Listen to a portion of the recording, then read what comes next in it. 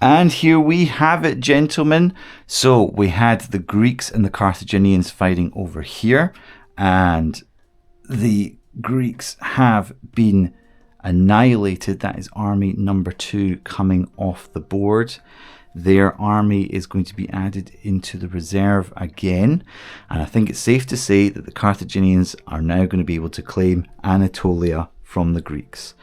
As for the Carthaginian army itself, their losses, brave men, will be added back to the reserve, whilst the army itself, army number 1, will be returning back into here. So a great victory for the Carthaginians, and in this case they're going to be gaining another 2 victory points, so that is taking them up and in line with the barbarians. So it's all in what the barbarians are going to be able to do after that. The Greeks, I think it's safe to say, are not going to be in the running for a victory here.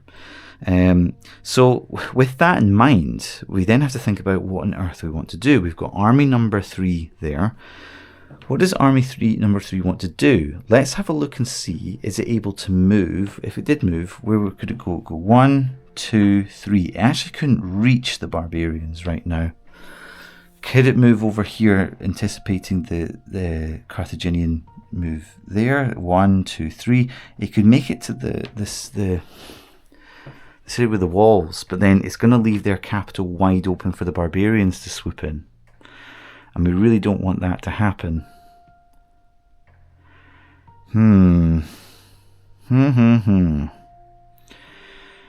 Greeks stuck between a rock and a hard place.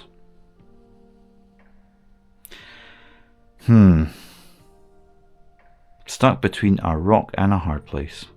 So let's just calculate it, because if this is going to be the last turn, they'll be able to upgrade this, giving them 1 victory point, taking them to 12.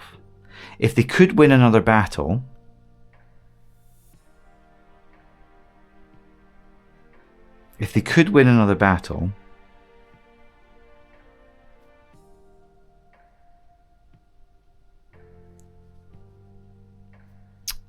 that would take them 13, 14, and then they need another battle after that to win. So the only way that we can make that happen is if we get this fleet mobilized and take it against the Carthaginians. The issue that we would have with that is that even if we win, the Carthaginians would have an opportunity to respond, and they would definitely beat that fleet. There's no way statistically that could work. So do the Greeks just throw everything at the Carthaginians right now and just try and gain as many points as possible?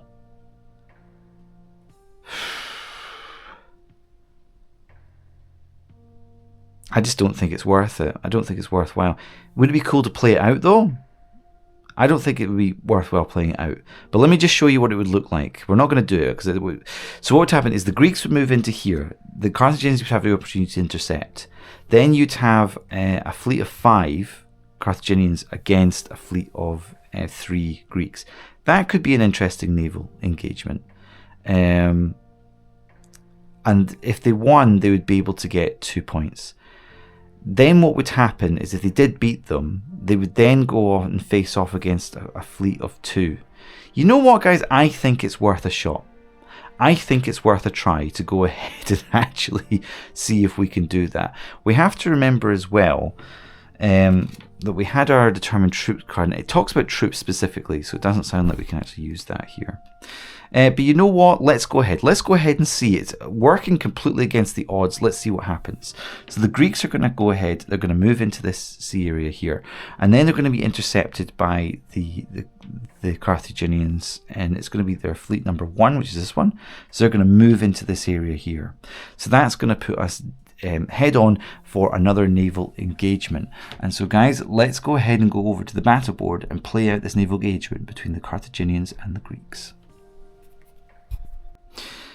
Okay, ladies and gentlemen, here we have a face-off between the Carthaginian and Greek fleets. So the Greeks are going for an absolute Hail Mary attack, 3 ships against 5. So they are all quinquaterians.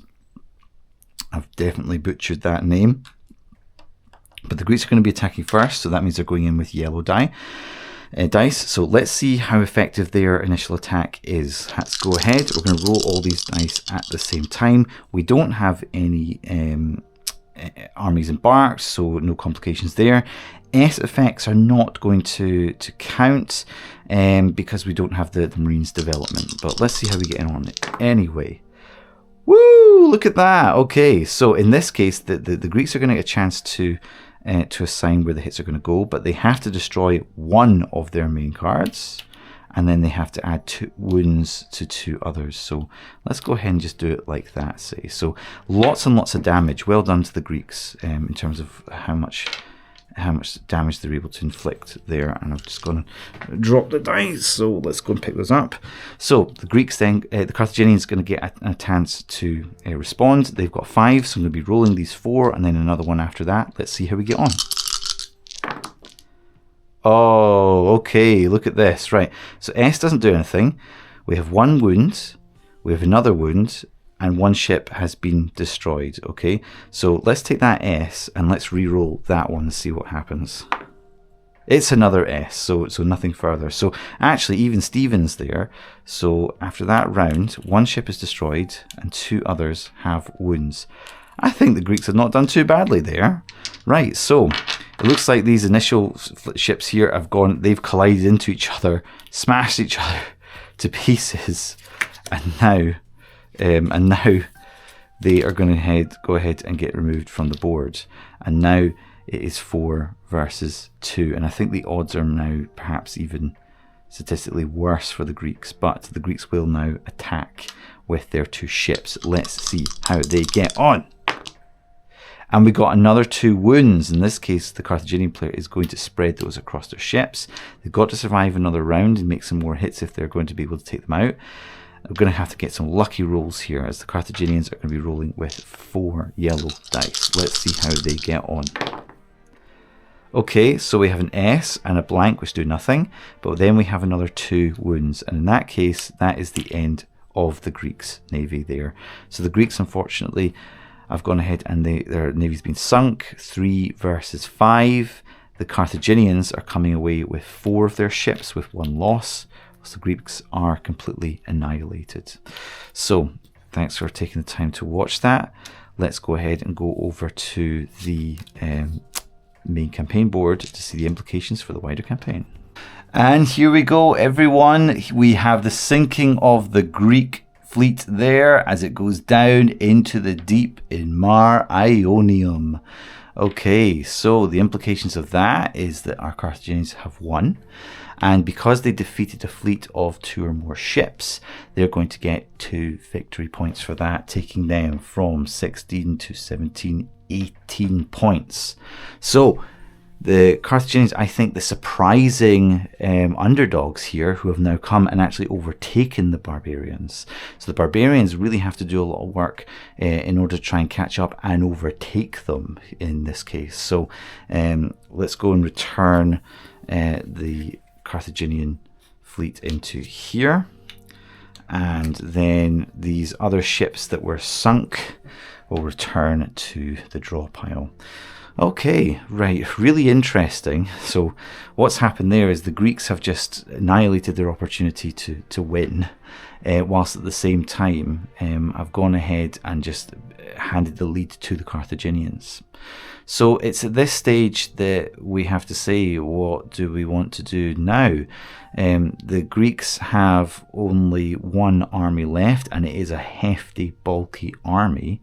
They can't march to be able to take out an army in their own move, but if the army comes and meets them, then yeah, they'll have a chance to do that. So do we want to go towards the Carthaginians, or do we want to go towards the barbarians? And if I was just playing the Greeks, I'd probably just give up right now. I'd say GG and give in. But I want to make this as cool as possible for you guys who are watching. So what I'm going to do is I'm going to take that Greek army and I'm going to place it in range of I think let's go for the barbarians and let's make this campaign as competitive as possible. Let's make it come down to the wire. So we can definitely move here without too many implications, but I want this battle to be as competitive as possible. So I need to be cautious about where I'm going to move next. So I think what we want to do is we want to try and go to a place with little terrain as possible. Let me just double check our army. Is there any cards that are good in the terrain? And the answer is our javelin men are kind of good. Our Pelistoi, they're actually quite good in terrain. That's interesting. They're quite good in terrain. Have I moved close enough? If the barbarians want a challenge, they can come and get us, and the answer is yes. Yes, we have. Or have we? Because that army there, it would need to go there, there, and there. And I like that because it's going to weaken them. So if they want to win this campaign, they're going to have to work for it. So I think the Greeks, there we go. Let's just stay here. Let's just stay here. I'm fine with that. Let's just go ahead and stay there. Let's make it a challenge for these barbarians. If they want it, they're going to have to work for it. Yeah, I'm quite happy with that. So that is the end of the Greeks in their final campaign turn. Right, so now what we do is that we are going anti-clockwise, so it comes round to the Carthaginians. So what are these Carthaginians going to do? And so in particular with army number 1, we're just going to launch a campaign of absolute terror right across the board here. So I think first of all what I want to do is, instead of going for the Greek regions, let's go ahead and go for the other regions. Now in this case, because we reached the end of the turn and it's the spending phase, it's not actually going to make much difference. So we're purely doing this for the glory rather than anything else. So let's just make it nice and quick. So let's go up here. That's rolling 2 green die. As I say, this is not going to contribute to the next turn, because as soon as we reach the end, we've got the campaign phase, then the spending phase, then it ends. So you don't get to do another taxation phase and then add up the spoils of war here. So this is purely just for the fun of it. And, that was a wound and the death of a main battle card for army number 1. So really hate that, because our army is made up of these actually really good cards. So I think the Thracian cavalry, who had swapped sides, they're definitely going to be the ones who are going. So I'm going to stick those in that deck there. But our Carthaginians have gone and bought themselves another area. Let's now move into here. Let's see how we get on. Oh, it's 2 greens. They're the 2 main battle cards. So I think we just upgraded those veterans. So they're too expensive. I need them too much. Yikes. 2 main battle cards. Who am I going to go for? Well, you know what? I think that we're gonna be as honourable as possible. We'll go for Citizen Spears because it's our cheapest, despite the fact they're a good unit. And the veteran Thracian Rumphariamen, they are going to get killed as well. I've just decided, okay? Even though they got upgraded in a battle that I just realised that they actually never contributed towards, so that made no sense. Well, they're the ones that are getting knocked out here. And because we just had so many casualties, I think we're going to have to stop there. Right, so that's the end of the campaign for army number 1. But you can see where that's going. They're going to just take all of that there before the Greeks have a chance to come and do anything. So you can see the writing on the wall for what's going to happen with the Greeks there. Really surprising. I've never seen it play out like that before. The substantive thing here then is about looking at our next opportunity. So when it comes to our fleets, the Romans have got a fleet in port, but they're not going to come and move it. We hope they do, but I don't think that they will. So we just need to then be careful, make sure that we're not leaving our armies too exposed. And the answer here is I actually need that fleet, because we're going to try and move army number 4. The Carthaginians are actually in a situation where they're winning right now.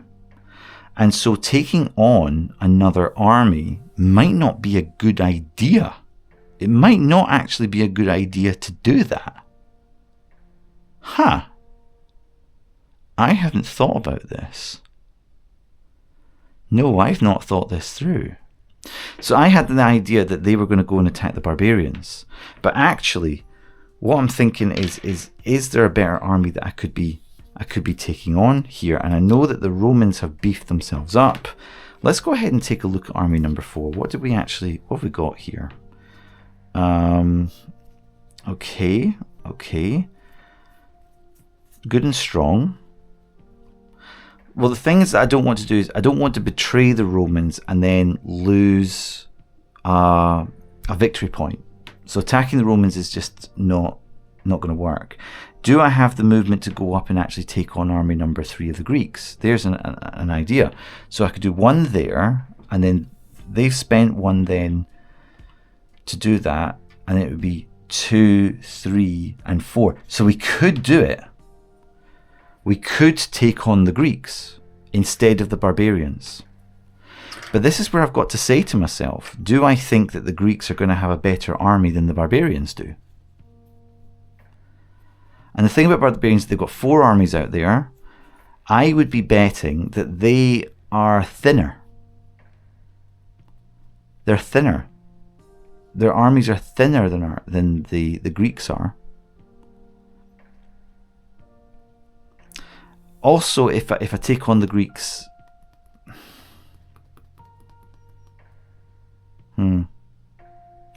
as I say, we could win that battle, and then what would happen is the barbarians could come down and attack us down there. So that's a bad idea. We just go ahead with the first idea that we had. Now, here's the other thing I could look at. Could I mount aboard this ship here and go 1, 2, 3, 4? Nope, that would be all of my movements. That wouldn't work. It's got to be army number 2. It's got to be barbarian army number 2. I could just be throwing this whole thing away, because there's a lot of things that got to happen. So the barbarians are going to be taking on the Romans, and they could even be taking on the Greeks. That gives them the opportunity for 4 points. It's risky. If I was just playing this myself, I think what I would do is to deny the barbarians an opportunity for the fight. I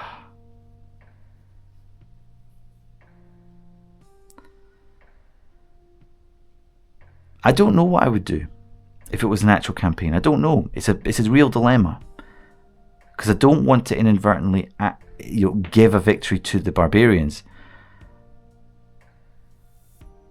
But for the spirit of this, I think we've got to go for it, don't we? Come on, we've got to go for it, don't we? So I'm not going to remove the unrest here, because it's not going to count. We're not going to get another taxation phase. So this is where we move here, and I think that what we're going to do is we're going to board this ship here, this fleet, move over to there, and dismount into here. And this is where we're going to have a battle between the barbarians and the Carthaginians down here. And this is essentially the battle for the Iberian Peninsula. But more than that, this could essentially be the battle that determines the whole campaign. If the Carthaginians are able to win this battle, they would have enough points that they could take over, and it would put the barbarians in a really, really difficult position to win at all. So I would consider this to be the battle to end all battles. Let's see how we get on, guys. So let's move over to the battle board as we determine essentially the victor of the entire campaign in this board game, Rome Total War.